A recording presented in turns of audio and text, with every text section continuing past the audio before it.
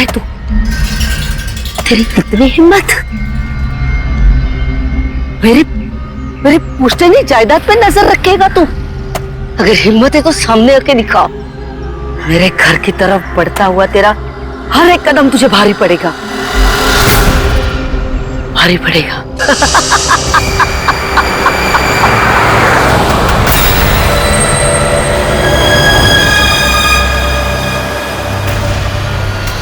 यार यहाँ पे तो कोई भी नहीं दिख रहा, किससे पूछूं?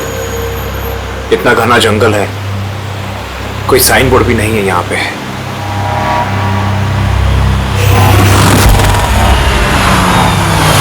अरे भाई साहब, ये पिपलिया गांव का रास्ता यही है ना?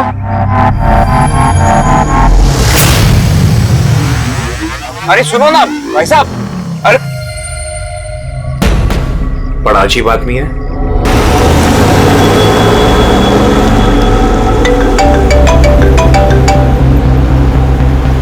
Hi baby. हाय, पहुंच गए? बस पहुंचने वाला हूँ। तू टेल मी, तुम अब तक नहीं पहुंचे? इतने लेट कैसे हो गए? एक्चुअली क्या है, ये जगह शहर से काफी दूर है और यहाँ ज्यादा लोग भी नहीं दिख रहे मुझे।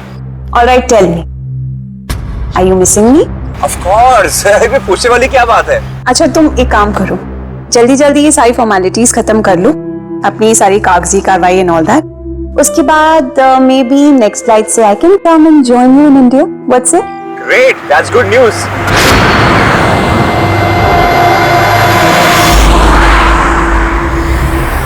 अच्छा बेबी, मुझे लग रहा है कि मैं पहुंच गया हूँ, वो मकान दिख रहा है मुझे। अरे ये गेट क्यों बंद है?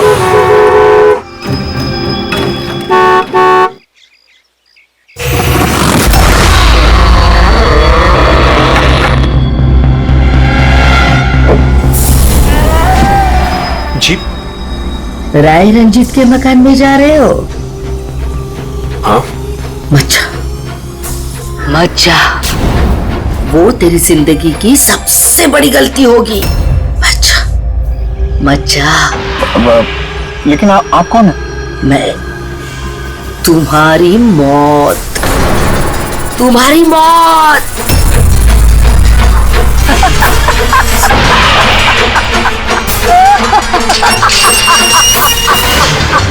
ए बुढ़िया, चल चल, अरे जा।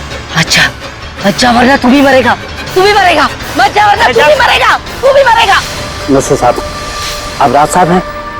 हाँ हाँ हाँ हाँ। आई।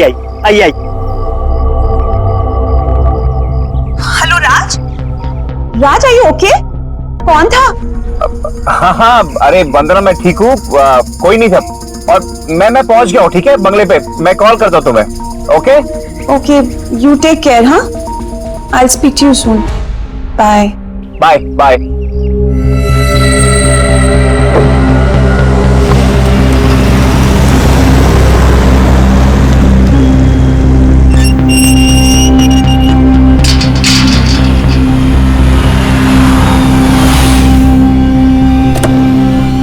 आइए साहब।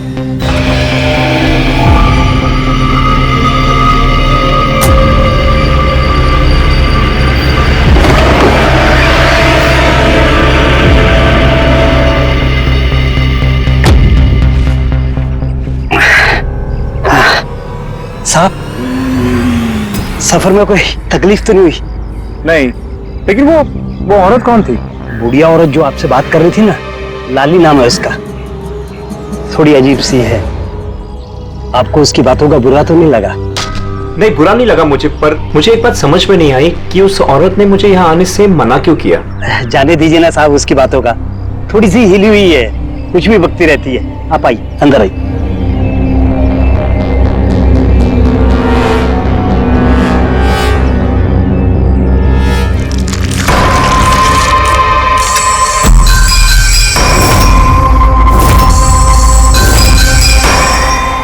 ये आदमी तो मुझे बीच रास्ते में मिला था। उसका नाम कमल है, यहाँ का माली।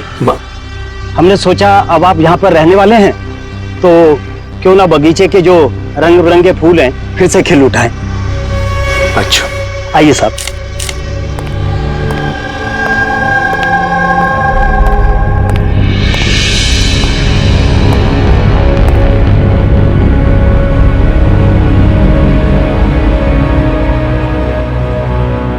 अच्छा एक बात बताइए, जी यहाँ कितने साल से काम कर रहे हैं आप? बस साहब ये समझ लीजिए कि मैंने बचपन में चलना यहीं से सीखा था, और अब इस घर से तभी जाऊंगा जब मेरी अर्थी उठेगी। साहब अब ये घर आपका है, कहीं आप मुझे नौकरी से निकालते नहीं? अरे नहीं नहीं नहीं चाचा, ऐसे कैसे बात कर रहे हैं आप? ऐसी कोई बात नहीं, बिल्कुल बेफिक्र रहिए। और इसमें इतने बड़े घर की देखरेख आपके सिवा और कौन कर सकता है? हाँ वाकई में आप बहुत नेक इंसान हैं। आइए।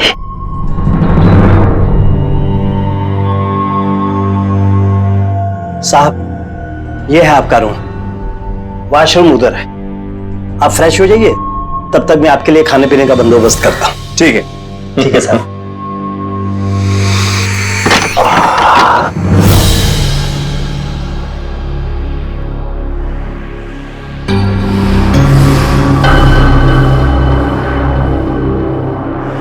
चला जा, चला जा, चला जा, वरना तू भी मरेगा।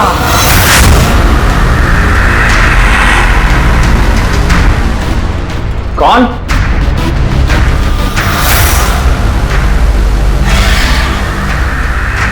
मैंने कहा ना, चला जा।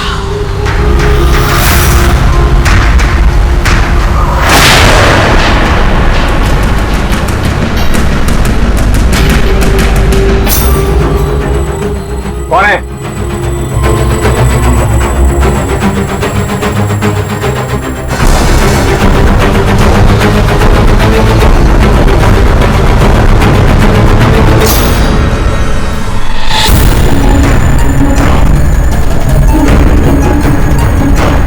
जैसे बाकी लोग मरे हैं, वैसे तू भी मरेगा।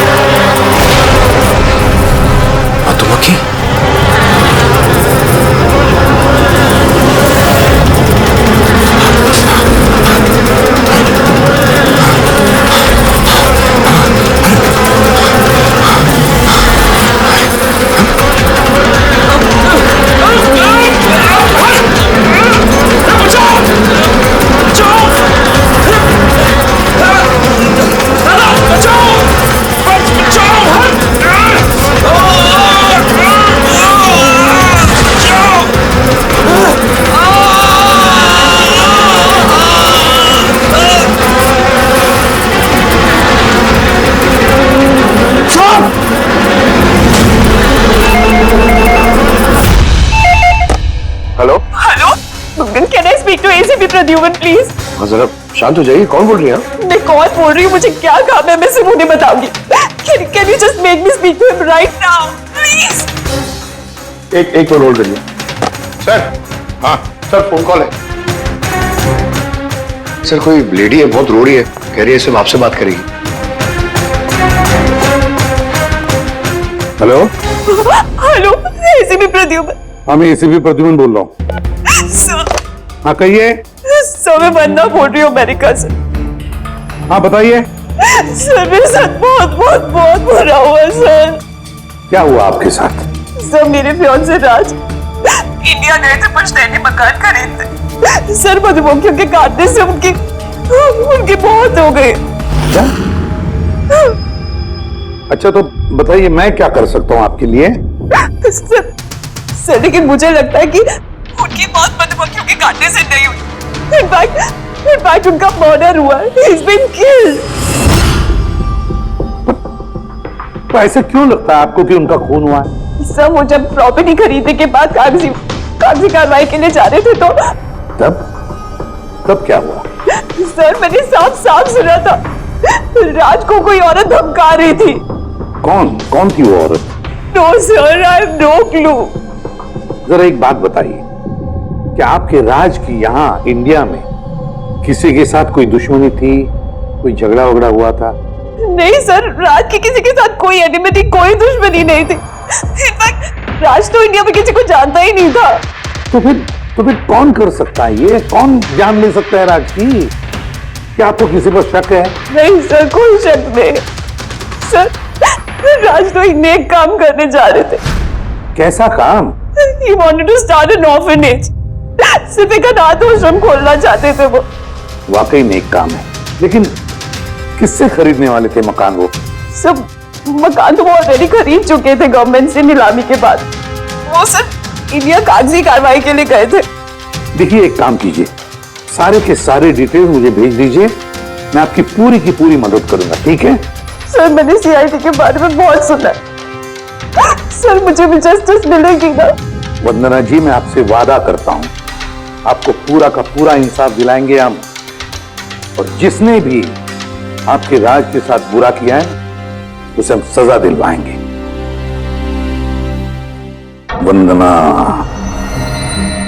उसका मंगेतर राज अमेरिका से इंडिया आता है मकान खरीदने, अनाथ आश्रम चलाने, और राज की मौत होती है मधुमक्खी के काटने से। इंटरेस्टिंग।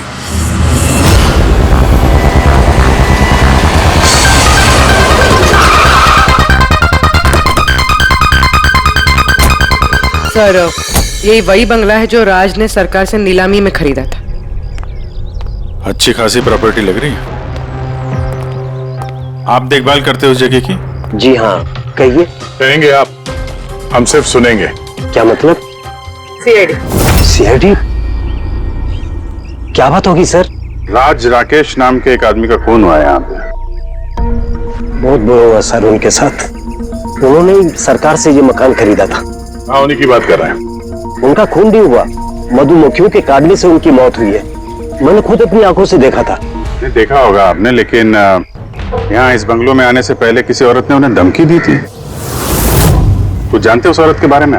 अच्छा, वो लाली साहब, वो बुढ़िया तो बेतुकी बेसर की बातें करती रहती है। आप उसकी बातों को गंभीरता से मत लीजिए। क्या गंभीरता से लेना और क्या नहीं वो हम तय कर लेंगे। आप ये बताइए कि वो लाली वो रहती कहाँ है?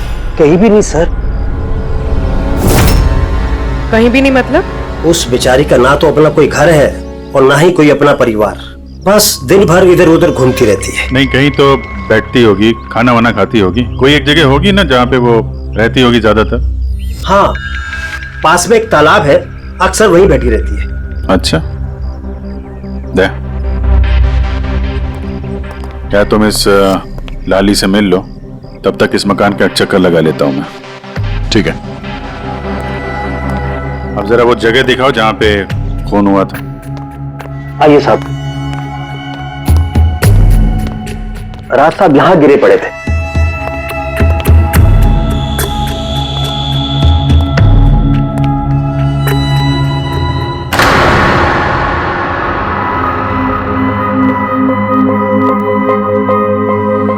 पहले मधुमक्खियों ने राज साहब को मारा, फिर वो खुद मर गए।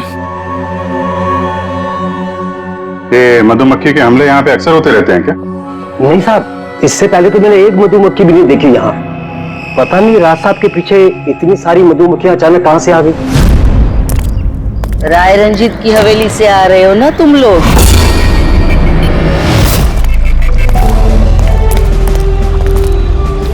क्या कहा आपने? राय रंजीत के मकान से लौट रहे हो? आप कौन है? क्यों गए थे वहां? अपनी मौत को दावत देने गए थे?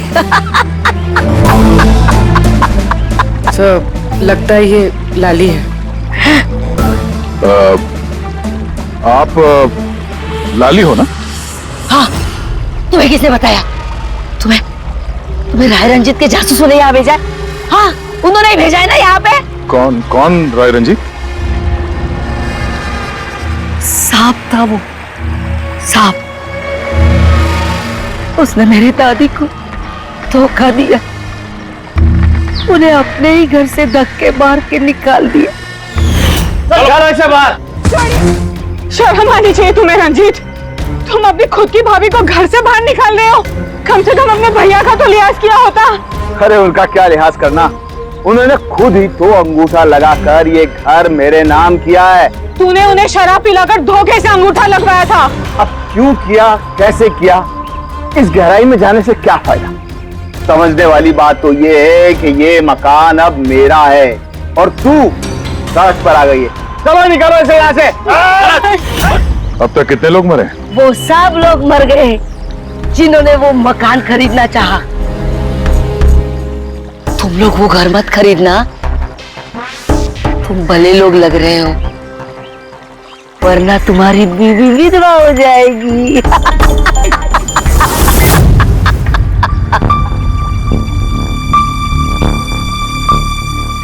माँ जी, ये कुछ पैसे हैं, काम आएंगे।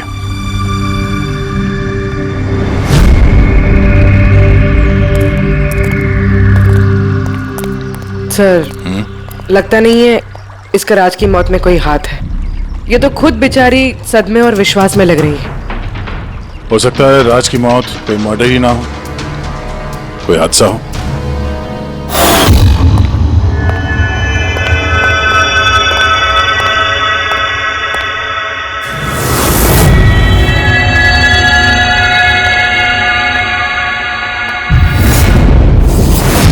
अरे ये कमरा खुला कैसे?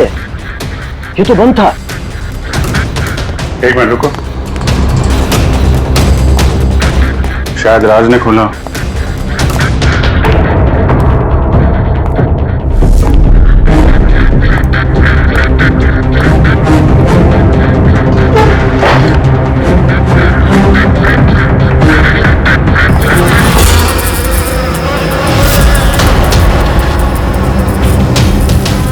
ये है तो छत्ता यहाँ पे।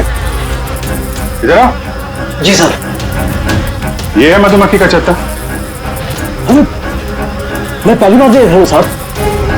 तो ये राज यहाँ इस स्टोर रूम में क्या करने आया था? साहब शायद बंगलू देख के आए होंगे। अच्छा, और उस वक्त तुम खाना लेने गए थे? जी सर।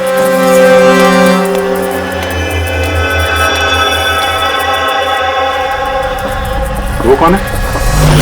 वो कमल है साहब, यहाँ का माली।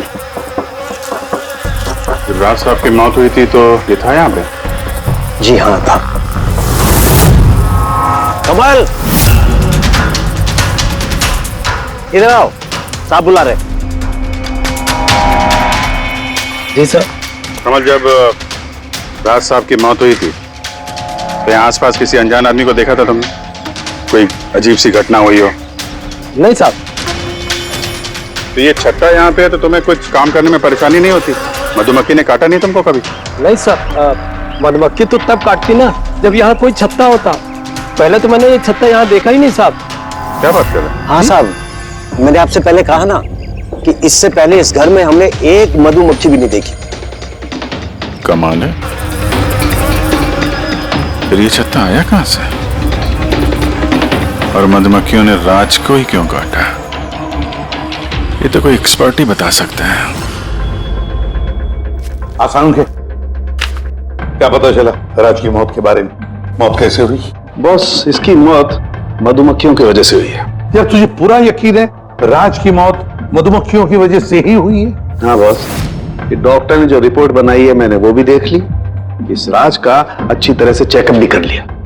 मुझे पूरा यकीन है राज की मौत मधुमक्खियों के डंक के जहर की वजह से ही हुई है। सर, बचपन में मुझे मधुमक्खी ने काटा था, मैं तो जिंदा हूं। हाँ सालूं के सब, पंकज पे जहर का असर क्यों नहीं हुआ? अरे पंकज को मधुमक्खी ने काटा था, मधुमक्खियों ने नहीं काटा था। बॉस, अगर एक दो मधुमक्खी काटे तो बात समझ में आती है, लेकिन सैकड़ों मधुमक्खियां अगर हमला कर दे तो इट्स इम्पॉसिबल। मधुमक्खियों के डंक से?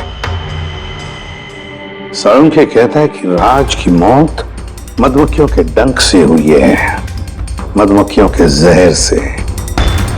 और राज की मंगेतर वंदना कहती है कि राज का खून हुआ है।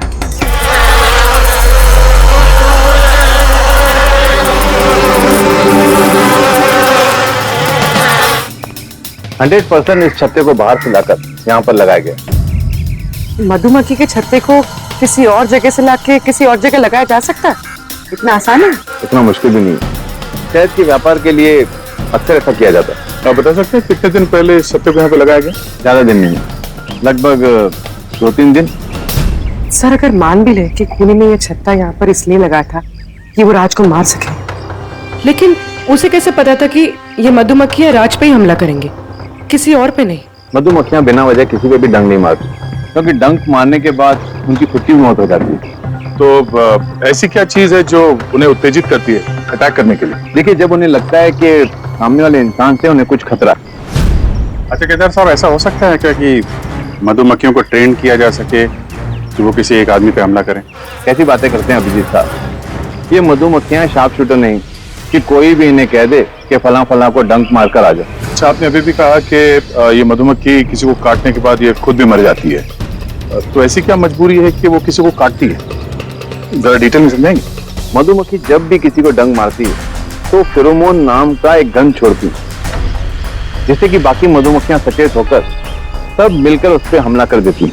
इसीलिए मैंने पहले भी कहा था, मधुमक्खियां बिना वजह किसी पे भी हमला नहीं करती। जरूर राज ने मधुमक्खी के छत्ते के साथ कुछ छेड़खानी की होगी।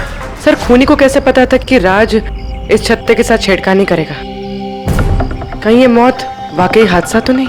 नहीं पूर्वी, राज के आने के ठीक 2 दिन पहले इस छत्ते को यहाँ पे लगाना ये कोई सहयोग तो नहीं हो सकता। सर राज की मौत के बाद ये घर वंदना के नाम हो जाएगा, कहीं इन सबके पीछे वंदना तो नहीं है? वंदना इंडिया कब आ रही है? What nonsense! How could you even think like that? आप ऐसे कैसे सोच सकते हैं कि राज की मौत के पीछे मेरा हाथ हो सकता है? और फर्स्ट कीजिए कि राज की मौत के पीछे मेरा हाथ था तो मैं आप लोगों को फोन क्यों करती? पुलिस तो ऑलरेडी ये केस क्लोज कर चुकी थी ना। देखिए, हम सिर्फ पूछ रहे हैं। वैसे राज जी के बाद ये मकान किसके नाम पे है? I don't know. राज ने गवर्नमेंट से मकान खरीदा था तो शायद गवर्नमेंट को वापस मिल गया। मुझे अभी तक कोई नोटिस नहीं है। हाल फिलहाल में राज का किसी के साथ कोई झगड़ा हुआ था? I have already told you that Raj एक नेक दिल इंसान थे और उनका किसी से दुश्मनी होना वॉज इम्पॉसिबल। अगर मुझे पता होता कि राज की नेक दिली उनकी जान ले लेगी तो मैं उन्हें कभी इंडिया आने ही नहीं देती। ये अनाथ आश्रम खोलने का ख्याल राज जी के दिमाग में कैसे आया? राज खुद अनाथ थे, इसलिए वो दूसरे अनाथ बच्चों की फीलिंग समझते थे।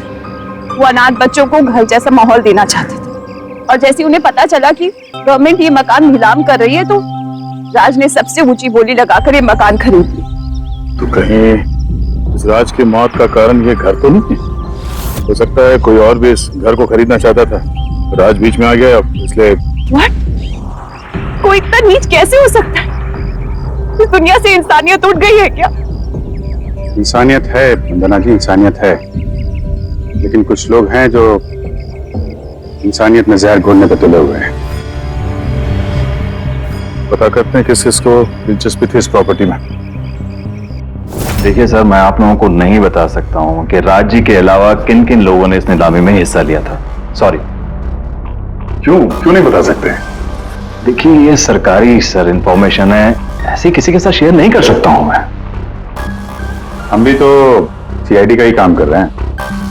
हाँ, वो सब ठीक है, लेकिन क्या है कि अगर सरकारी नोटिस मिल जाए तो मैं ये आपको इंफॉर्मेशन दे सकता हूँ, उसके बिना नहीं दिखा सकता सर। नोटिस मिल गया। आप खुश हैं? आप देखिए, अगर काम कायदे से होता है तो अच्छा लगता है। हाँ ठीक है, ये लीजिए, ये लीजिए। कुल मिलाकर सर 12 लोग थे जो इस बंगलों को खरीदना चाहते थे सर। सर, इस बंगलों के पास एक्चुअली सरकार एक हाईवे बना रही है, इसलिए सब लोग बढ़ चढ़कर बोली लगा रहे हैं और हर कोई इस बंगलों को खरीदना चाहता है। अच्छा, ये राज जी की मौत के बाद अब ये मकान किसको मिलेगा? देखिए, राज जी ने कागजी कार्यवाही पूरी नहीं की थी, इसलिए नीलामी अब दोबारा से होगी और जो विजेता होगा उसको ये बंगलो मिल जाएगा। ऐसे? और ये नई नीलामी कब होगी? देखिए सर, अभी उसकी डेट तो तय नहीं है सर, लेकिन आपको एक बात और बताना चाहूंगा सर कि राज्य से जितने भी बिल्डर्स थे वो काफी भड़के हुए थे, काफी नाराज थे, क्योंकि उन्होंने सबसे ज्यादा बोली लगाई थी। नहीं सर, एक्चुअली उन्होंने डेडलाइन के बाद बिड सबमिट की थी सर, इसी वजह से लोग नाराज थे उनसे। लेकिन अगर डेडलाइन के बाद उन्होंने बिड किया था तो सरकार ने एक्सेप्ट कैसे कर लिया? सर एक्चुअली वहां पर वो अनाथ आश्रम खोलना चाहते थे, और सर अमेरिका से जो इंडिया का वक्त का फर्क है सर वो 9.5 घंटे का है, इसलिए सरकार ने वो बिड एक्सेप्ट कर ली थी। देखिए, अब घर तो उसी को मिलेगा जिसकी किस्मत में होगा सर। किस्मत में नहीं भी होगा तो उसने अपनी किस्मत की रेखाएं बदलने के लिए कोशिश तो की होगी, और जरूर इस लिस्ट में से ही कोई होगा वो। ललित जी, अब तो ये दोबारा नीलामी होगी, तो जिन लोगों ने अप्लाई किया है इस दूसरे नीलामी के लिए, क्या हम उनकी लिस्ट देख सकते हैं? नो सॉरी, ये लिस्ट आपको मैंने इसलिए दिखा दी कि ये नीलामी हो चुकी है, लेकिन वो जो नई लिस्ट आने वाली है सर वो तो आप किसी भी कीमत पर नहीं देख सकते। अरे अरे अरे अरे सारंगी, तू क्या करने क्या जा रहा है यार? क्या सुन रहा हूं मैं? जो सुना है सही सुना बस। क्या सुना? रिजाइन हो रहा है तू? हाँ। क्यों क्यों? बस मेरा टाइम आ गया। क्या टाइम आ गया? 1 मिनट टाइम है यार अभी। अरे ये टाइम नहीं यार। तो फिर देखो, हर इंसान को लाइफ में एक ना एक दिन रिटायरमेंट लेना पड़ता है ना, चाहे वो क्रिकेटर हो, म्यूजिशियन हो, कोई भी हो। मेरा भी टाइम आ गया, मैं भी रिटायरमेंट ले रहा हूँ। अबे कहाँ जा रहा है तू? ये देख लो। ये क्या है? देख लो देख लो। यार क्या तू कर रहा है साहब, के समझ में नहीं आ रहा है। ये एयर टिकट कहाँ जा रहा है? हाँ, लंदन। अरे वाह रे वाह। पंकज कैंसिल कर। नहीं कैंसिल नहीं होगा। अबे रिफंड मिल जाएगा, पैसे वापस मिल जाएंगे, कल की टिकट है, डोंट वरी। मुझे रिफंड नहीं चाहिए, मैं जा रहा हूँ वापस। यार तू ऐसे कैसे जाएगा? क्या हुआ क्या? अरे इतनी बड़ी गलती होगी कि शर्म आ रही है अपने आप पर। ऐसी कौन सी गलती हो गई? वो मधुमक्खियों वाला केस। हो मधुमक्खियों वाला केस। हाँ यार, हादसा नहीं है बॉस, वो खून है खून। यही मुझसे गलती हो गई। मधुमक्खी के एक्सपर्ट से बात हो गई तेरी? क्या बताया उसने? यार एक्सपर्ट से भी बात की मैंने, अच्छी तरह से चेक भी किया, तब मुझे पता पड़ा ये तो हादसा नहीं है, खून है। मधुमक्खियों को तो वो हथियार के तौर पर इस्तेमाल कर रहा है यार। सालों के सब वो किसे? देखो, मधुमक्खियां कब आती है इंसान के पास? जब उन्हें फेरोमोन की गंध आती है, तभी ना। हाँ, जब उन्हें इंसानों से खतरा लगता है तब मधुमक्खियां इंसान के पास आती है, डंक मारती है। बस यार, यही मुझसे गलती हो गई। ये मैंने सोचा ही नहीं कि फेरोमोन तो बनाया भी तो जा सकता है ना यार। हाँ यार, फेरोमोन तो आर्टिफिशियली भी बनाया जा सकता है, लेबोरेटरी में, फैक्ट्री में। मतलब किसी ने ये आर्टिफिशियल फेरोमोन बनाया और वो किसी भी तरह से राज के शरीर पर लगा दिया, बस मधुमक्खियां आ गई और उस पर अटैक कर दिया। सालुंके, उठ उठ उठ, पिपलिया गांव चला जा। वहां पे जहां पे राज का खून हुआ, राज का सारा सामान चेक कर, पता तो चले ये फेरोमोन वहां पर आया कैसे और किसने इस्तेमाल किया ये फेरोमोन राज पर। Yes boss. ये रहा सर, राज का सारा सामान इस सूटकेस में। ठीक है। सर एसीपी साहब बता रहे थे आप रिटायर होने वाले हो, कब है आपका लास्ट वर्किंग डे? आपके लास्ट वर्किंग डे से 1 दिन के बाद। मतलब नहीं आ रहा है। अच्छा दया, एक काम करो, मैं बाहर जाता हूँ और तुम जो है ना, एक एक करके सामान मुझे बाहर पकड़ाओ, तो पता करते हैं कि कौन से सामान में फेरोमोन है। ठीक है सर। ये पकड़ेंगे आप? जरा रख लीजिए थोड़ी देर के लिए। दिखेगा ना बाहर? दिखेगा। मधुमक्खी है इसके लिए कह रहा था। अभिजीत हो तुम। हाँ, ये पूर्वी है। हाँ, ये दया। अरे दिख रहा है सर। चलिए चलिए चलिए चलिए, संभाल के सर, संभाल के। हाँ, चलिए सर।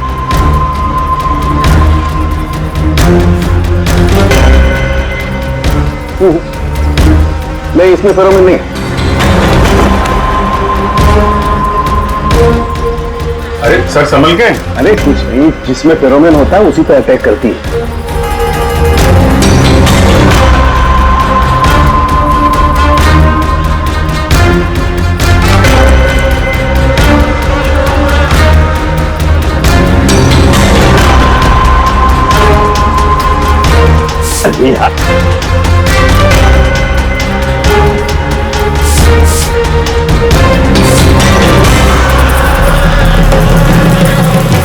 हरकत हुई, देखो अटैकिंग मूड में आई है ये मधुमक्खियां, देखो।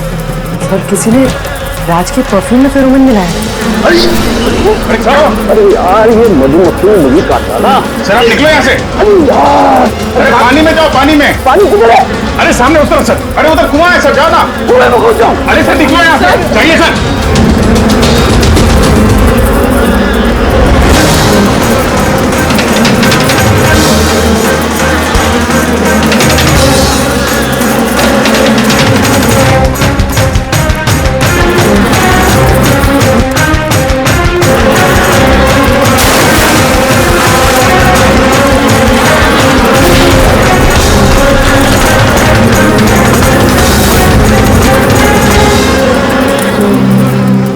आप ठीक हो सर? बाप रे बाप, ये मधुमक्खियां आपको रिटायर नहीं होने देंगी सर। बाहर निकालो मुझे। आइए सर। मधुमक्खी, अरे नहीं, आइए। हेलो जी, नमस्ते, कैसे हैं आप? जी मैं चंदूमल फंडूमल कंकेश बास। अरे वाह, बहुत लंबा नाम है आपका। बताइए क्या काम था आपको? जी वो नीलामी के लिए आया था मैं, वो पुराना वाला बंगलो हाईवे के पास, वो खरीदना है मुझे। सर ऐसे नहीं खरीद सकते हैं सर, उसमें नीलामी होगी तभी वो जो जीतेगा वो ही खरीद सकता है। अरे तो पैसा लगाएगा ना, मैं पैसा लगाएगा। देखिए अब टाइम नहीं बचा है, सिर्फ 15 मिनट बचे हैं, आप लेट हो गए। अरे क्या बात कर रहे हैं सर, 15 मिनट में क्या क्या हो जाता है। ये देखिए ना, मैं तो ये बिड का लिफाफा भी लाया हूँ, ये देखिए। राकेश इधर रजिस्टर लेकर आ।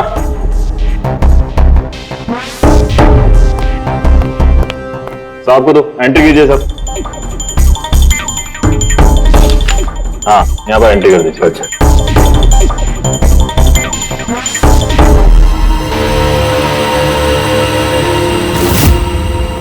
यहाँ साइन कर दीजिए लास्ट को।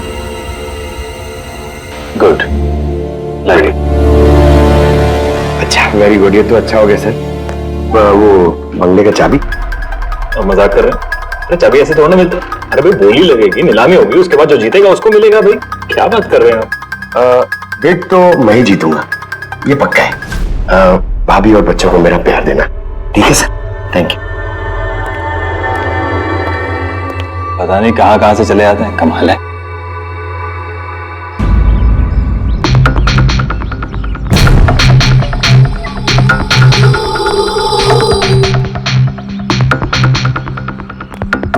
क्या भाई साहब काम हुआ? सर ये देखिए, चंदूमल फंडूमल कंकेशवास का कमाल। Good job Pankaj. 12 में से 2 लोग हैं जिन्होंने दोबारा बोली लगाई है इस मकान को खरीदने के लिए, हेमंत और रोशन। मतलब खूनी इन्हीं 2 में से कोई हो सकता है। और जो कोई भी है इस बार भी इस मकान को हथियाने के लिए किसी भी हद तक जा सकता है। दोस्तों अब ये वक्त आ गया है कि बता दिया जाए कि नीलामी का विजेता आखिर है कौन। और मुझे बताते हुए बहुत खुशी हो रही है कि नीलामी के जो विजेता है मिस्टर रोशन।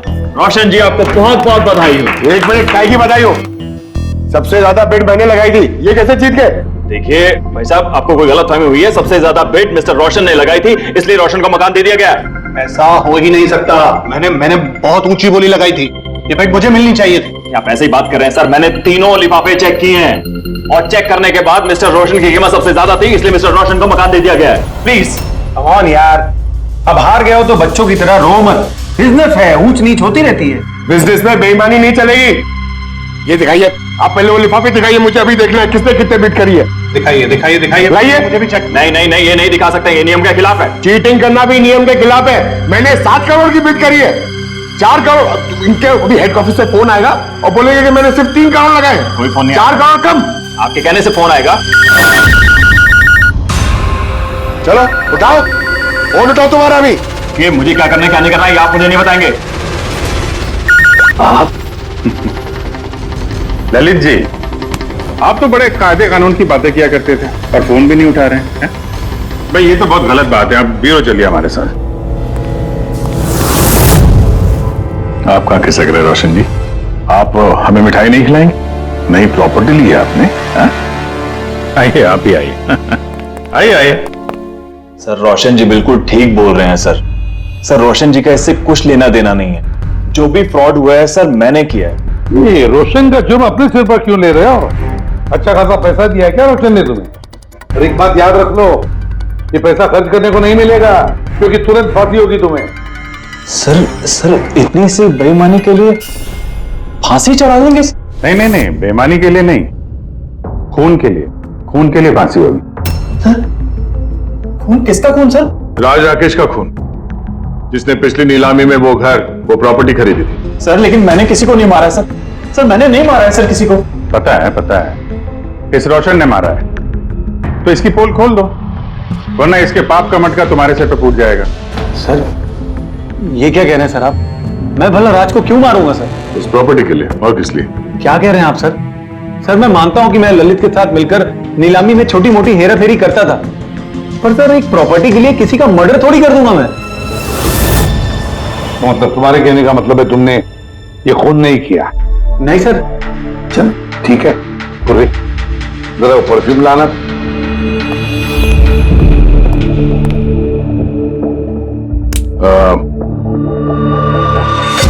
ये परफ्यूम छिड़क दूं? बाहर मधुमक्खियों का छत्ता है, क्या बोलता है? सर परफ्यूम आपकी मर्जी सर, लेकिन हमारे इस केस से परफ्यूम का क्या लेना देना सर? मुझे वाकई पता नहीं इस परफ्यूम का कोई इस केस से संबंध है। सर जी हम सच कह रहे हैं सर, राज जी की मौत से हमारा कोई संबंध नहीं है सर। ललित बिल्कुल ठीक कह रहा है सर।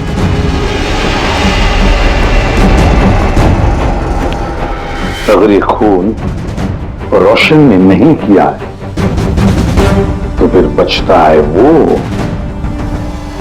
वही एक। इन कागज से साबित होता है कि तुम राय रंजीत के पोते हो। तुम्हारे पास तो बहुत बड़ी वजह थी इस मकान को वापस पाने के लिए, क्यों? देखिए, राय रंजीत का पोता होने से यह साबित नहीं होता कि यह खून मैंने किया है। हेमंत जी, खूनी कभी कभी अपने जुर्म के सबूत अपने साथ लेकर चलता है, जैसे तुम। मैं समझा नहीं। मैं समझाता हूं कि ये रहे सबूत। कमाल सालों के सब सेफ्टी सूट पहनने के बावजूद भी आप दोनों को मधुमक्खियों ने काटा। हाँ, कभी कभी सेफ्टी सूट पहनने के बाद भी मधुमक्खियां डंक मार सकती हैं, और फिर मधुमक्खी के छत्ते को इधर से उधर ले जाने में तो और भी ज्यादा अटैक हो सकता है, नहीं? जी देखिए, वो दरअसल बहुत हो गया हेमंत, तुम्हारी बेगुनाही का और भी कोई सबूत चाहिए? जी नहीं, मैंने ये सब किया था। जब राज बंगले में घुसा तब मैं वहीं था, और मौका देखकर मैं बंगले में घुस गया था। मैंने परफ्यूम की बोतल के अंदर फेरोमोन मिला दिया। उसके बाद राज को आवाज से डिस्ट्रैक्ट किया, मधुमक्खी के छत्ते तक लेकर गया, और उसके बाद का काम मधुमक्खियों ने कर दिया था। मुझे मेरा पुश्तैनी मकान वापस चाहिए था। वाह रे वाह, अपने पुश्तैनी मकान के लिए तुमने एक नेक इंसान का खून कर दिया। कानून तुम्हें कभी माफ नहीं करेगा। तुम्हें कम से कम आजीवन कारावास की सजा होगी। ले जाओ इसे पंकज।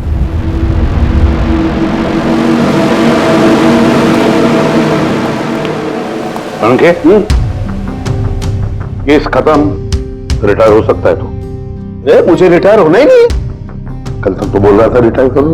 वो कल की बात थी। भगवान, मतलब पीछा तो नहीं छूटने वाला इस आदमी से अपना। हाँ, पीछा नहीं छूटने वाला है किसी का, किसी से नहीं। मुझे तुम्हारे बिना चैन नहीं, और तुम्हें मेरे बिना चैन नहीं। ये लीजिए, सरकार ने बंगलो अब राज से आपके नाम करने का निर्णय लिया है। उम्मीद है कि अब आप मिस्टर राज के अनाथ आश्रम खोलने का सपना पूरा कर पाएंगे। राज के जाने के बाद मेरी लाइफ का यही मकसद रह गया है, उसका आखिरी सपना पूरा करना। But thank you so much Raj को जस्टिस दिलाने के लिए। हमने जो कुछ भी किया वो तो हमारा फर्ज था। आपको और कोई मदद की जरूरत हो तो हमें जरूर याद करिएगा। कभी कभी आते रहिएगा, उन बच्चों को भी आपसे इंस्पिरेशन मिलेगी। ये भी कोई पूछने की बात है? हो सकता है उन बच्चों में हमें कोई हमारा नया सीआईडी ऑफिसर मिल जाए।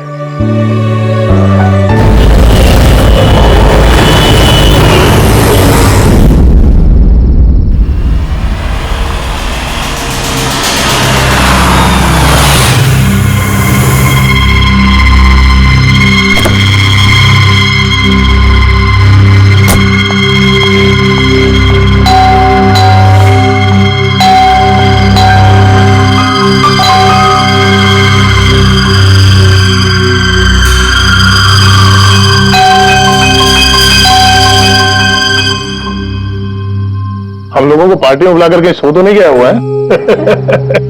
सर अपनी खुद की बर्थडे पार्टी में कैसे सो सकते हैं? अरे कोई भरोसा नहीं है, 60 साल का हो गया वो।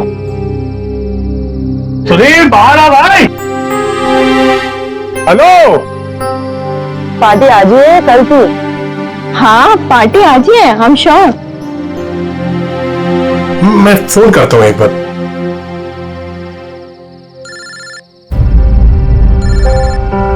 घंटी तो अंदर ही बज रही है, इसका मतलब अंदर ही है। तो फिर अंदर से कोई दरवाजा क्यों नहीं खोल रहे हैं? मैंने कहा ना 60 साल का हो गया, बचपना नहीं गया इसका भी। Sudhir,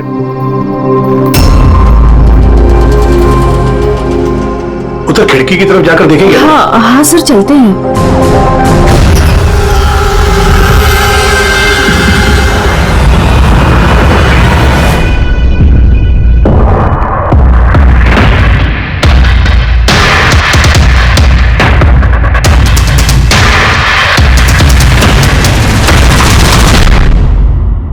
emergency medical card. इन्हें बादाम और फिश से एलर्जी थी।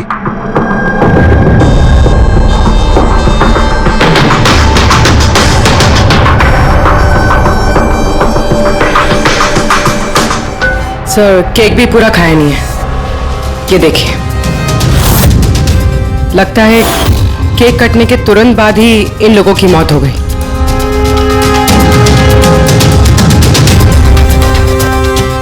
हाथापाई के कोई निशान नहीं है, सीधे गोली लगी है।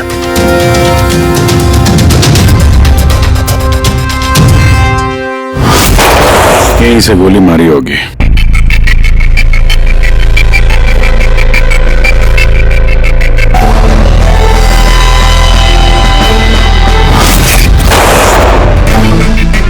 चौथी लाश कहाँ है? अंदर है सर।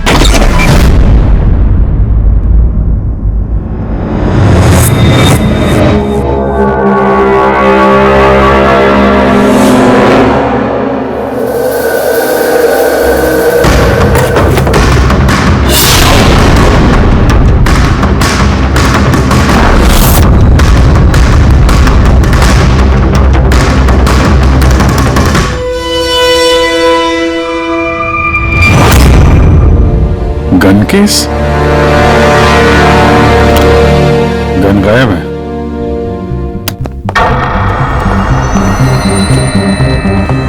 वैसे सर, इस हादसे को कितना टाइम हुआ होगा? इन चारों की मौत कल दोपहर में 2 बजे से 4 बजे के बीच में हुई। कौन लोग है ये, कुछ पता चला? हाँ सर, वो सुधीर जी हैं, आरके विप्स इंडस्ट्रीज के चेयरमैन। वो उनका बड़ा बेटा नील और ये उनका छोटा बेटा रितेश। और अंदर जो है वो सुधीर जी की वाइफ है माया। सर नील और रितेश दोनों आरके विप्स कंपनी के बोर्ड मेंबर थे, लेकिन कंपनी की हालत बहुत खराब थी, बंद होने पे आ गई थी। महीनों से बिल नहीं भरे और मार्केट का कर्जा नहीं चुकाया, बहुत सारे प्रॉब्लम थे। तो फिर यहाँ सेलिब्रेशन किस बात का हो रहा था? सर सुधीर जी का 60th बर्थडे था। बर्थडे सेलिब्रेट कर रहे थे? तो और भी लोग आए होंगे ना यहाँ पे? ऑफिस के कुछ लोग आए थे सर, और उनसे पूछताछ करके उन्हें जाने दिया। ये सब लोग यहाँ एक साथ रहते थे क्या? नहीं नहीं सर, यहाँ पे तो सिर्फ सुधीर जी और माया रहते थे। सुधीर जी ने नील और रितेश के लिए अलग अलग बंगले खरीद के रखे थे, ये दोनों वहीं पे रहते थे। आज तो ये अपने डैड का बर्थडे मनाने के लिए आए थे। सर शाम को बहुत बड़ी पार्टी होने वाली थी, केक काटने के कुछ मिनट बाद ही सबकी मौत हो गई। पार्टी प्लान करने वाली टीम आई थी यहाँ पर, किसी ने दरवाजा नहीं खोला तो वापस चले। मुझे लगता नहीं कोई बाहर से आया होगा। जो कुछ भी हुआ है इन चारों के बीच में ही हुआ है। नहीं, यहाँ घर में कोई नौकर वोकर तो होगा ना? है ना, नौकर है ना, लेकिन वो गाँव गया।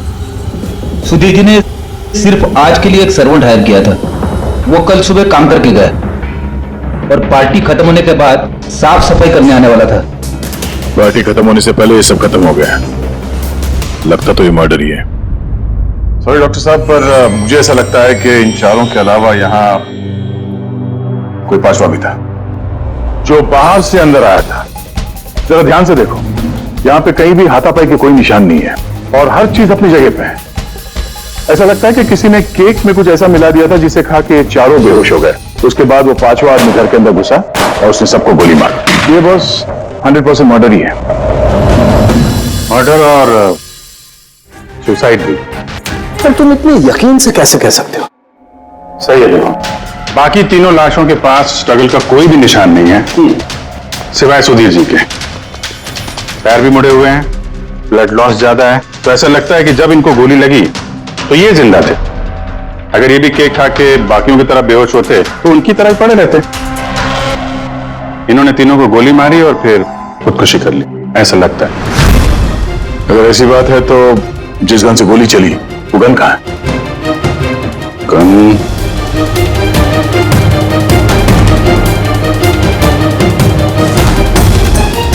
यहाँ गोली लगी है गणपति पे। सुधीर जी ने अगर गन चलाई होगी तो ऐसे गिरे और गन वाला हाथ जमीन पे टकराया और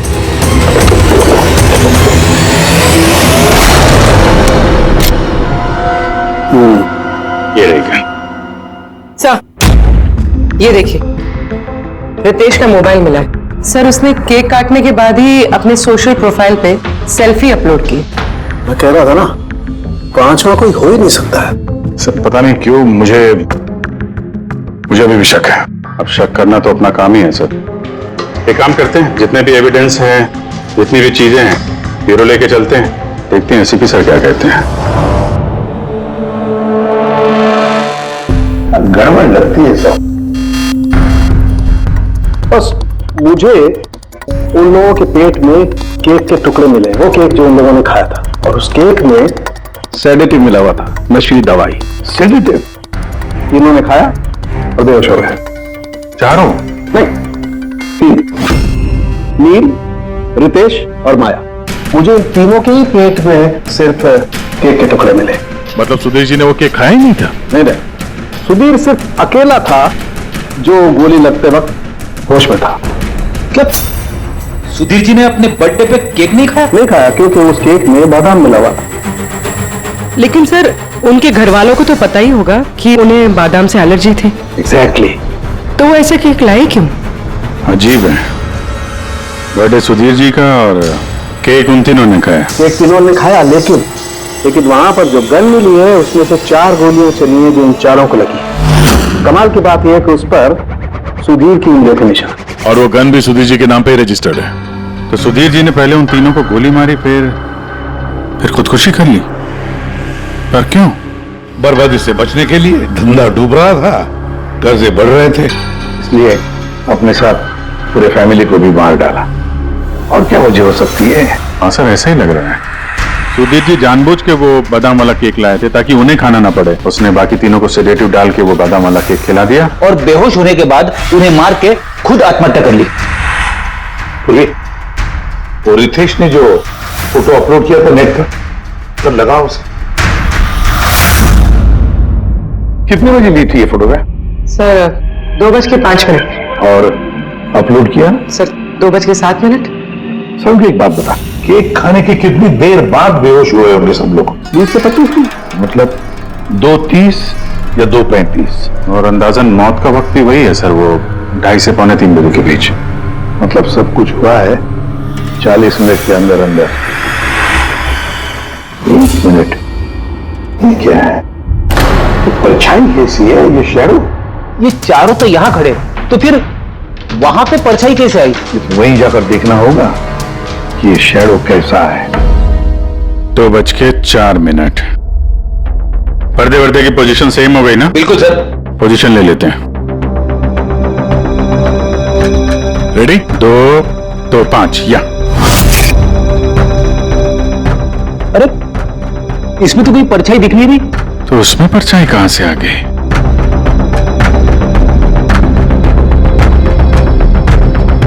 धूप इधर से आ रही। पूर्वी जरा उधर जाके खड़ी हो ना। या बस। हाँ, इसमें परछाई दिख रही है, बिल्कुल वैसी की वैसी, सेम टू सेम। वैसा ही था, यहाँ पे कोई पांचवा भी था। और वो वहीं खड़ा था जहां मैं खड़ी थी। ये वही आदमी है जिसने सुधीर जी और उनकी फैमिली को मारा है। और उसने हमें ऑलमोस्ट धोखा दे दिया कि मर्डर कम सुसाइड है। और उसी की परछाई ने उसे धोखा दे दिया। मगर सर इस परछाई से खूनी तक पहुंचेंगे कैसे? खूनी का मेन टारगेट था सुधीर जी, और वो उस वक्त वहीं पे खड़ा था। कोई जान पहचान वाला ही होगा। करेक्ट। जरा पता लगाओ सुधीर जी ने पार्टी में किन किन लोगों को बुलाया था।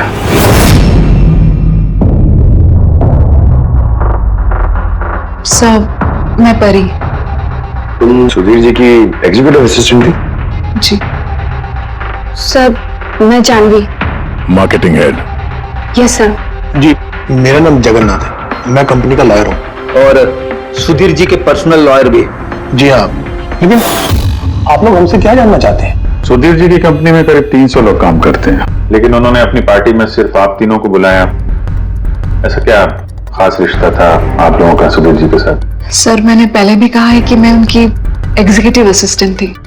तो एक एग्जीक्यूटिव असिस्टेंट के साथ इतने पर्सनल रिलेशन? सर, मैं सिर्फ उनका काम ही नहीं बल्कि उनकी पूरी लाइफ मैनेज करती थी। आई मीन पर्सनल और प्रोफेशनल दोनों। और उस दिन में मैं पार्टी मैनेज करने गई थी, सेलिब्रेट करने नहीं। और आप वकील साहब? सर, सुधीर और मैं बचपन के दोस्त हैं। उसका बर्थडे और मैं ना जाऊं ये कैसे हो सकता है? और आपको क्यों इनवाइट किया था सुधीर जी ने पार्टी में? सर, मुझे सुधीर सर ने नहीं, नील ने इनवाइट किया था।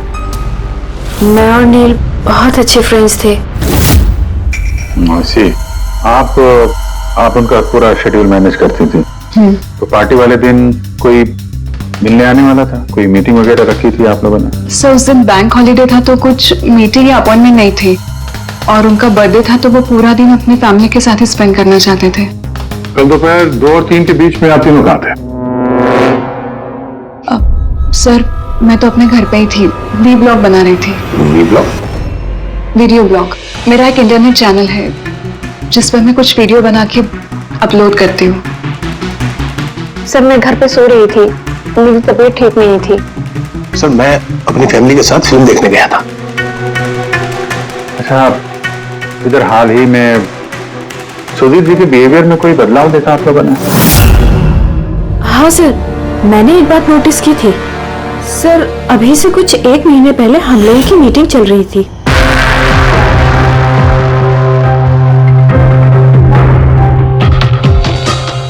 सर, क्या बात है, अंदर आ जाओ। ठीक है, तुम जाओ।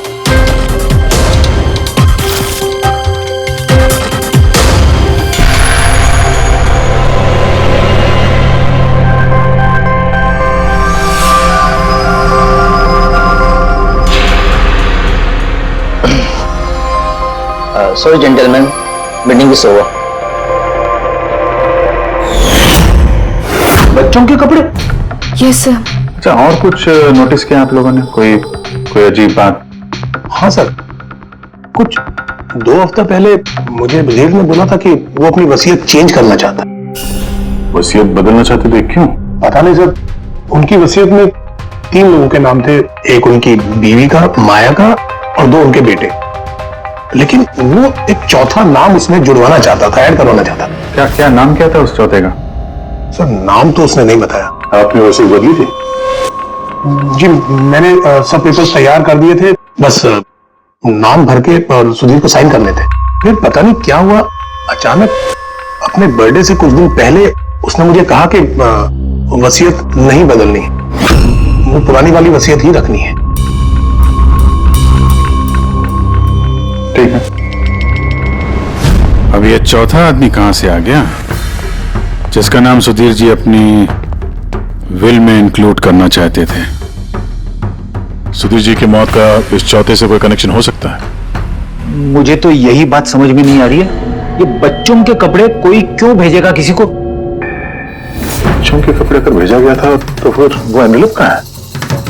सुधीर जी के घर को तो हमने अच्छी तरह से चेक किया था, वहां पे तो ऐसा कुछ भी नहीं मिला हमें। घर में नहीं तो ऑफिस में।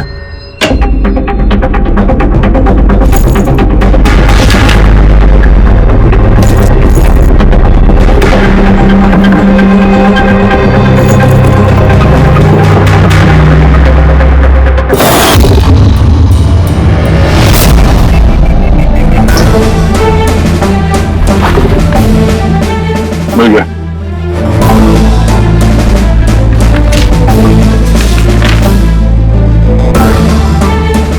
अरे, इस पे तो कोई पोस्टल स्टैंप और भेजने वाले का नाम भी नहीं है। फिर ये पार्सल यहां तक पहुंचा कैसे? लगता है किसी ने एनवेलप सीधे कंपनी के पोस्ट बॉक्स में डाल दिया।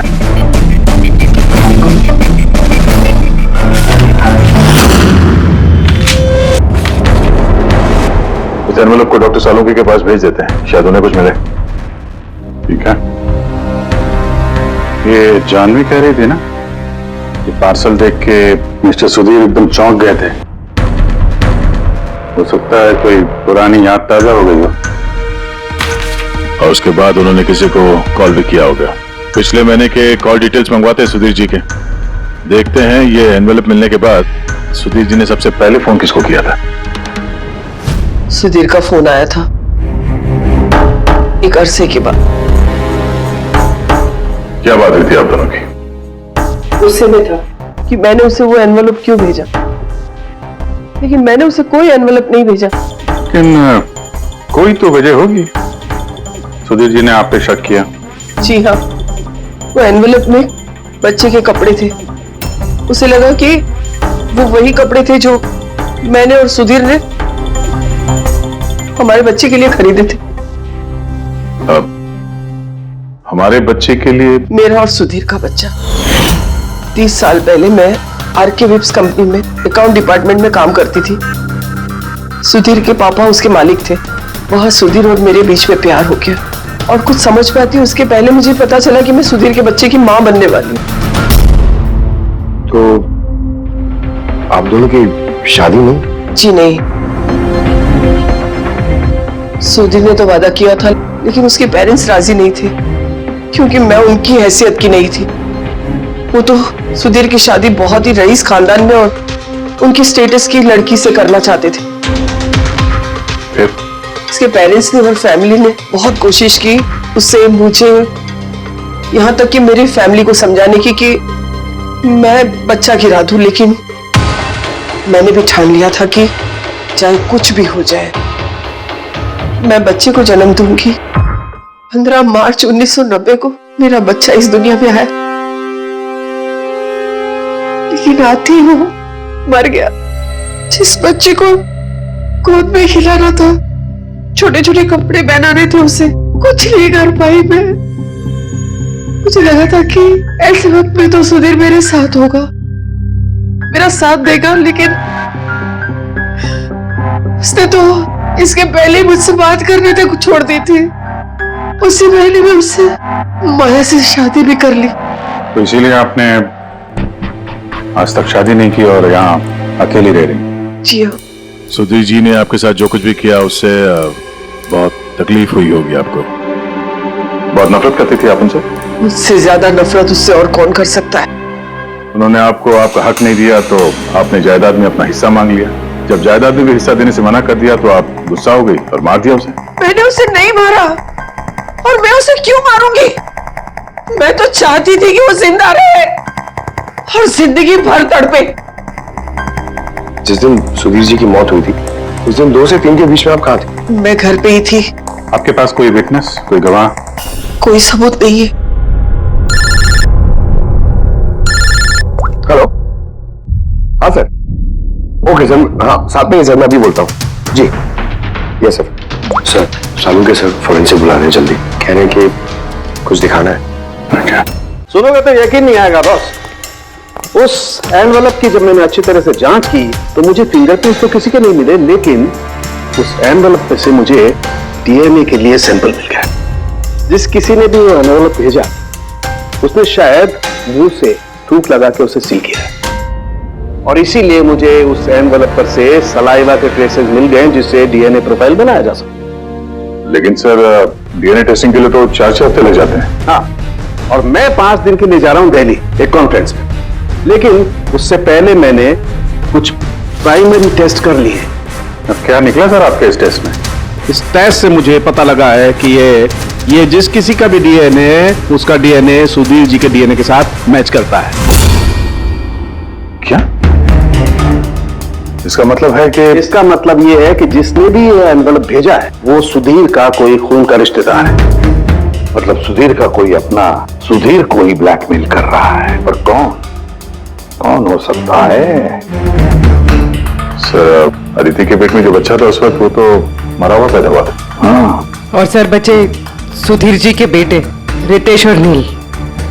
कहीं उन दोनों को सुधीर जी और अदिति का राज पता तो नहीं चल गया था? क्या पता उसी के लिए ब्लैकमेल कर रहे हो उन बच्चों के कपड़े बेच के? अच्छा सर, वो जो बच्चों के कपड़े मिले थे वो वाकई पुराने हैं या फिर मैले कुचेले करके पुराने दिखाने की कोशिश की गई? मैंने उन्हें स्पेशलाइज्ड लैब में चेक करने के लिए भेज दिया है, जल्दी पता लग जाएगा। वैसे पूरी सुधीर के बेटों के बारे में क्या पता चला? क्या करते थे वो?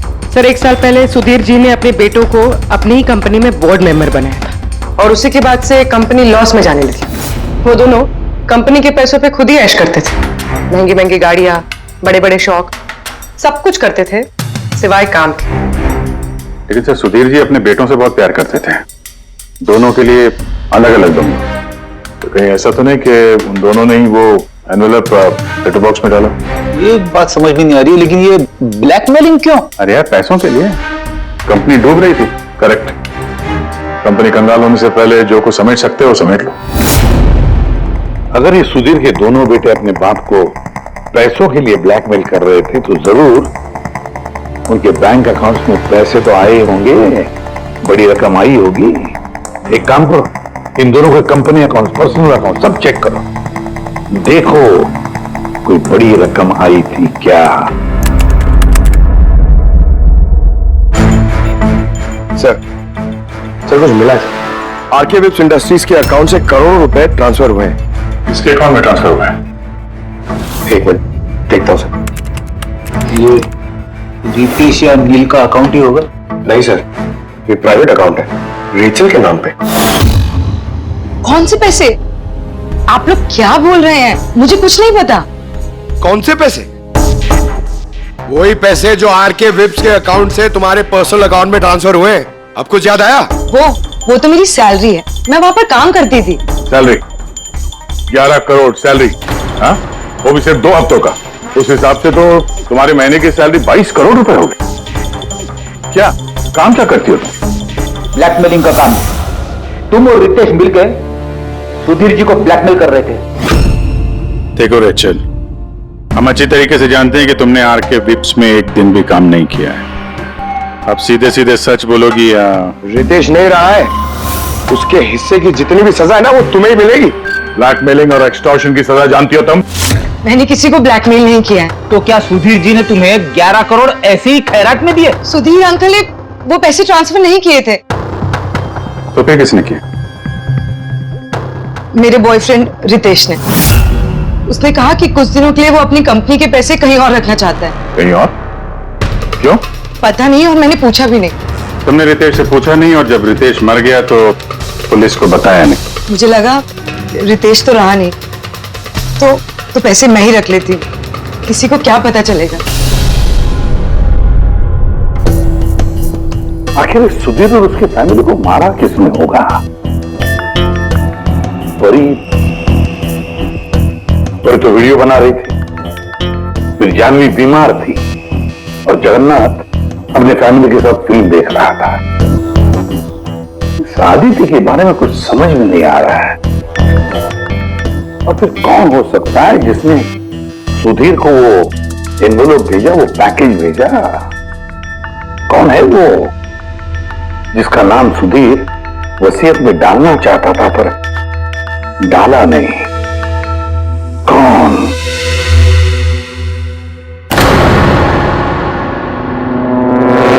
फ्रिज में दूसरा केक कहां से आया? हाँ सर, ये 2 केक। वही तो, जब बर्थडे था तब सुधीर ने अपने फैमिली के साथ छोटा वाला केक क्यों काटा जबकि इतना बड़ा केक है फ्रिज में? सर, ताकि वो रात में पार्टी पे ये बड़ा वाला केक खा सके। अरे यार, सुधीर जी कोई 18 साल के बच्चे थोड़ी न थे जो अपने बर्थडे के लिए 2 केक मंगाएंगे। सर हो सकता है ये केक उन्हें किसी ने गिफ्ट किया हो, ये बादाम वाला केक। लेकिन बॉक्स में लेके आएंगे ना, उस पर केक शॉप का नाम भी होगा बॉक्स पर। नहीं सर, वहां हमें तो कोई बॉक्स मिला नहीं। हो सकता है किसी ने केक घर पे बनाया, तभी हमें बॉक्स नहीं मिला वहां पे। लेकिन ये बादाम वाला केक बनाया किसने होगा? सर मैं जानवी का सोशल प्रोफाइल चेक कर रही थी। उसके ऐसे बहुत सारे फोटोज हैं जिनमें वो केक्स और पेस्ट्रीज बेक कर रही है। बेकिंग का बहुत शौक है उसे। हाँ मुझे बेकिंग पसंद है। तो क्या? तो कुछ नहीं, तुमने बादाम वाला केक बनाया था ना सुधीर जी के लिए। जब मुझे पता है कि उनको बादाम से एलर्जी थी तो मैं उनके लिए बादाम वाला केक क्यों बनाऊंगी? क्योंकि तुम चाहती थी कि वो केक ना खाए, खाते तो बेहोश हो जाते ना। और तुम चाहते थे कि जब तुम उन्हें मारो वो होश में रहे, तड़पे तुम्हारे साथ, गिड़गिड़ाए, है ना? मैं सुधीर अंकल को क्यों मारना चाहूंगी? तुमने केक में सेडेटिव नहीं मिलाया रितेश, नील और माया को मारने के लिए? आप लोग ये सब क्या बोले जा रहे हैं? बस बस, नाटक बंद। तुमने बोला था ना कि तुम उस दिन बीमार थी और घर पर ही थी, कहीं नहीं गई थी। फिर पार्टी में कैसे गई थी ना? पार्टी में मैं सच में 2-3 बजे तक सो रही थी। फिर मैं जब सोकर उठी तो मुझे लगा कि मैं थोड़ा बेटर फील कर रही हूँ और इसलिए मैं पार्टी में चली गई। इसमें मैंने क्या गलत किया? अगर तुम 2 से 3 बजे तक सो रही थी तो 2:30 बजे के आसपास जब सुधीर जी की मौत हुई तब तुम्हारा मोबाइल उनके घर के पास क्या कर रहा था? देखो जानवी, झूठ बोल के कोई फायदा नहीं है। हमने तुम्हारे मोबाइल का रिकॉर्ड चेक किए हैं। जिस वक्त सुधीर जी की मौत हुई तुम्हारे मोबाइल की लोकेशन उनके घर के पास थी। अब सच बताओगी या और टाइम वेस्ट करना है? मैं और नील एक दूसरे से प्यार करते थे। हमने सोचा कि नील के डैड का बर्थडे है तो हमारे पास अच्छा मौका है उनको सब कुछ बताने के लिए, और इसलिए मैं वहां चली गई। वहां भटकती रही, नील को कॉल करती रही, घंटों में वहां घूमती रही, लेकिन नील का कोई कॉल नहीं आया। मुझे लगा कि शायद नील को मौका नहीं मिल रहा है मुझे कॉल करने का। झूठ। तुम्हें लगा कि नील ने तुम्हें धोखा दे दिया, इसलिए तुमने उसे और उसके पूरे परिवार को मार दिया। ये अच्छी जबरदस्ती है आप लोगों की। अगर मुझे बेकिंग पसंद है तो इसका मतलब ये तो नहीं कि खून मैंने किया है। इंटरनेट पर रेसिपी देखकर केक तो कोई भी बना सकता है। केक बनाना कौन सा मुश्किल काम है? और रितेश की गर्लफ्रेंड रेचल, वो भी तो बेकिंग करती है। आप लोग उससे जाकर क्यों कुछ नहीं पूछते? सबसे पूछेंगे हम, बुला सबको। बड़ा इंटरेस्टिंग केस ही है।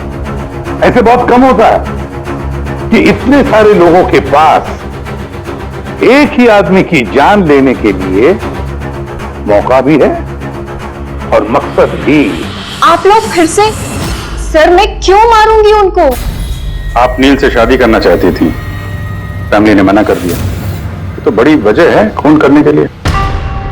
और सुधीर जी की फैमिली के लिए तो हैसियत और सोशल स्टेटस बहुत इंपॉर्टेंट था। इसका सबसे बड़ा एग्जाम्पल आदित्य जी। और सुधीर जी ने इसी हैसियत और सोशल स्टेटस के चक्कर में आपकी जिंदगी बर्बाद कर दी। तो आपसे ज्यादा नफरत और किसके दिल में हो सकती है? मेरे लिए पैसों की कोई अहमियत नहीं है और ना ही मुझे किसी बात का अफसोस है। अफसोस तो तुम्हें भी नहीं होगा रेशल। यहाँ तो 5-5 हजार के लिए लोग मर्डर कर देते हैं और तुम्हें तो बैठे बिठा है 11 करोड़ मिल गए। और आपके तो हाथ में सुधीर जी ने अपनी लाइफ का रिमोट कंट्रोल दे दिया था ना। आप सब जानती थी उनके बारे में, ये भी जानती थी कि वो अपनी गन कहां रखते हैं। देखिए, आप जो कहना चाहते हैं वो कह सकते हैं। मैंने आपको पहले भी बताया कि मैं उस दिन घर पे वीडियो ब्लॉग बना रही थी।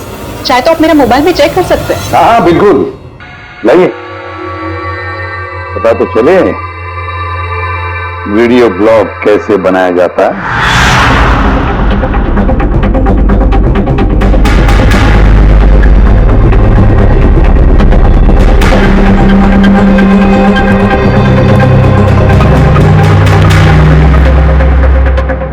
सर, अब तो आपको यकीन आ गया ना कि उस दिन मैं अपने घर पे DIY वीडियो बना रही थी। DIY मतलब? Do it yourself. सर, मैं अपने इंटरनेट चैनल पे लोगों को रोज के काम करने के इजी तरीके बताती हूँ। Do it yourself. सर, हाँ, न्यूज़पेपर देखिए, डेट भी वही है। हाँ है तो भाई, यानी वीडियो उसी दिन शूट हुआ है। सर, अपुरे सर मैंने मेमोरी कार्ड पे डेट और टाइम चेक किया। ये वीडियो उसी दिन बना है, 2 और 4 के बीच बना है। अच्छा। और सर, परी की मोबाइल लोकेशन क्रॉस चेक की हमने तो पता चला कि उस दिन वो घर पे ही थी। पूर्वी एक काम करो, इन चारों लेडीज को अलग अलग कमरे में बिठाओ। सर चलिए।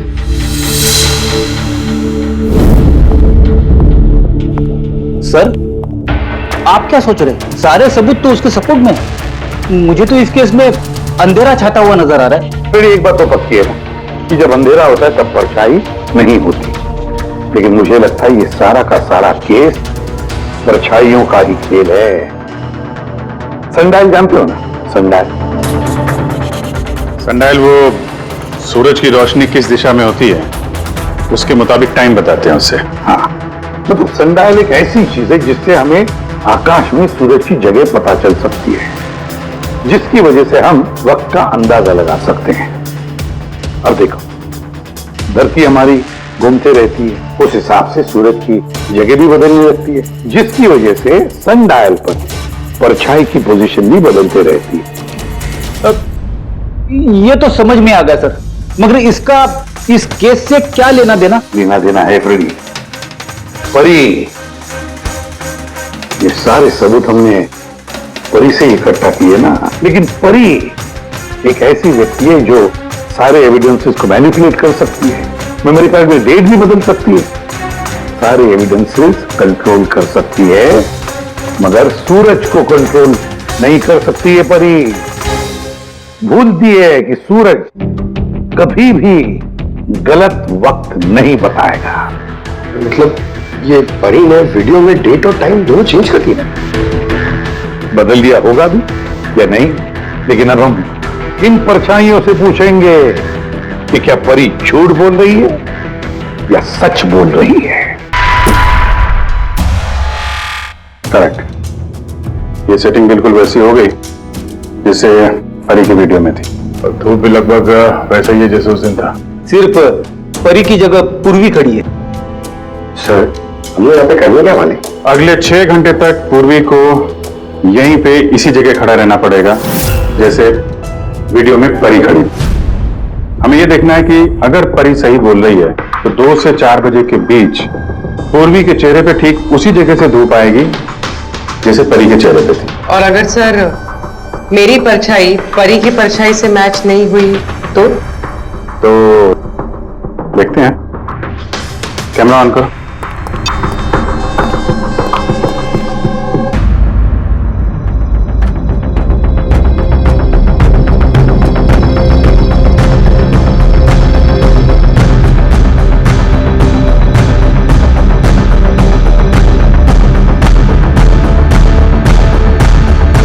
चलो, गुड। ओके पूर्वी, रिलैक्स।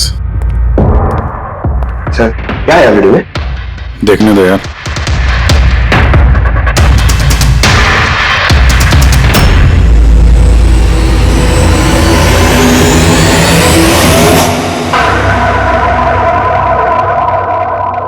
सुबह 11 बजे से 1 बजे के बीच तुमने वो वीडियो रिकॉर्ड किया था, और फिर तुमने बड़ी चालाकी से वीडियो ब्लॉग का डेट और टाइम दोनों चेंज कर दिया। मेमोरी कार्ड में डेट और टाइम बदल दिया, अपने मोबाइल फोन को घर पे छोड़ दिया ताकि हमें लोकेशन वहां का मिले। तुम्हें क्या लगा ये सब करने से हम लोग बेवकूफ बन जाएंगे? हा? ना तुम हमें बेवकूफ बना सकी, ना आसमान में निकले सूरज को।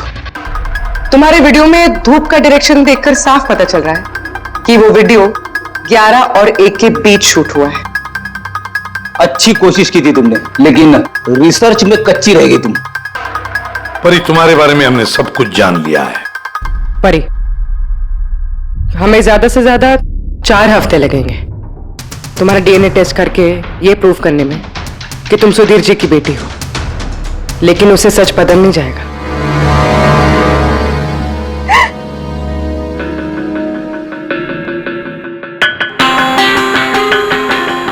मैं उन्हें मारना नहीं चाहती थी, बिल्कुल उन्हें मारना नहीं चाहती थी। मैं बस इतना चाहती थी कि वो मुझे अपना ले। बचपन से लेकर आज तक मैं अनाथ आश्रम में पली हूँ, तो बस एक फैमिली चाहिए थी मुझे। तुम्हें सुधीर जी के बारे में पता कैसे चला? वो मेरे बचपन के कपड़ों की वजह से, उन कपड़ों पर हॉस्पिटल का कार्ड था, वो निकालना भूल गए थे। उसी कार्ड पर पापा का नंबर भी था। मैंने पापा को बहुत ढूंढा था, फिर लास्ट ईयर मुझे उनकी कंपनी के बारे में पता चला। लेकिन तुमने उनकी कंपनी क्यों ज्वाइन की? तुम तो चाहती कहीं भी सुधीर जी से मिलकर बता सकती थी कि तुम उनकी बेटी हो। लेकिन मैं पहले उन्हें जानना चाहती थी, मिलना चाहती थी। फिर धीरे धीरे मुझे पता चला कि वो पूरे इंसान नहीं है, वो दिल के अच्छे। तब मुझे ऐसा लगा कि शायद उस वक्त के हालात खराब होंगे इसलिए उन्होंने मुझे अनाथ आश्रम में भेज दिया था, मगर अब तो सब ठीक हो गया था ना, अब तो वो मुझे अपना सकते थे ना। तो फिर तुमने उनसे मिलते ही वसीयत में हिस्सा क्यों मांगा? क्योंकि मैं जानना चाहती थी कि उनके लिए इम्पोर्टेंट क्या है, पैसे या मैं। तभी सुधीर जी अपनी वसीयत चेंज करना चाहते थे। हाँ, और ये सुन के मैं बहुत खुश हो गई थी। मगर सुधीर ने अपना फैसला बदल दिया, जो तुमसे सहा नहीं गया। सब उनकी वाइफ और उनकी बेटों की वजह से हुआ। उनसे ये बर्दाश्त ही नहीं हो रहा था कि पापा मेरा नाम दिल में ऐड करने की कोशिश कर रहे। मतलब एक बार फिर से सुधीर जी ने तुम्हें अपनाने से मना कर दिया? हाँ, और इस वक्त भी फैमिली की वजह से। वो बिल्कुल भी नहीं बदले थे, वो वैसे ही थे जैसे पहले थे। सेल्फिश, मतलबी, गैर जिम्मेदार। सीधे सीधे हिस्सा नहीं मिला तो उन्हें ब्लैकमेल करना शुरू कर दिया? नहीं, मैंने जब उन्हें पहला एनवेलप भेजा तब मेरा ऐसा कोई इरादा नहीं था। हर्रा, मैं इतनी बेवकूफ नहीं हूं कि एनवेलप अपने खुद के मुंह से सील कर। मैं तो यही उम्मीद करती थी कि एटलीस्ट वो मुझे अपनी फैमिली में एक्सेप्ट कर ले, मेरी खुद की भी फैमिली हो। और इसीलिए अपने पापा की बर्थडे के दिन नशीली दवाई वाला बादाम का केक लेकर उनके घर पे गई।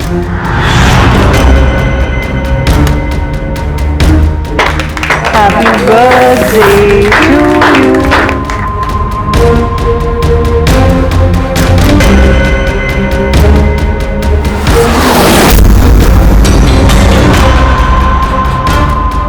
मुझे एलर्जी है।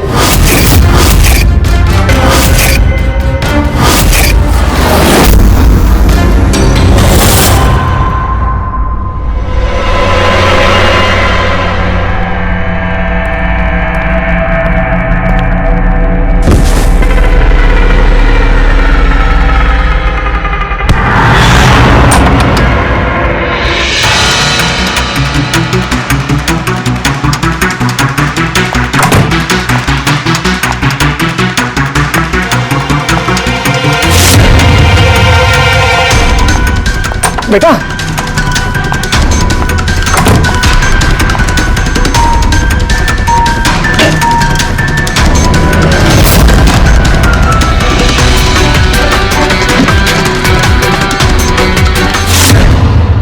तुम सुधीर जी की पूरी फैमिली खत्म करना चाहती थी ना? तुम्हारा मकसद पूरा हो गया। अब तुम्हारे साथ उनकी फैमिली का आखिरी मेंबर भी खत्म हो जाएगा। जेल जाने से पहले हम तुम्हें किसी से मिलवाना चाहते हैं।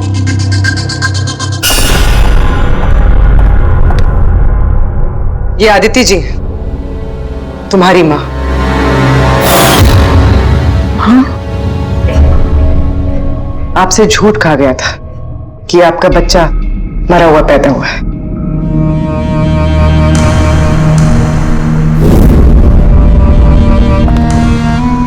हाँ।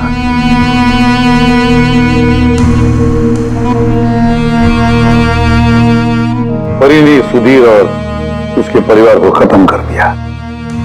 हमें अफसोस है कि आप दोनों फिर से हमेशा के लिए अलग हो जाओगी। इस तरह के और भी एपिसोड देखने के लिए हमारे चैनल को सब्सक्राइब करें और बेल आइकन दबाना ना भूलें।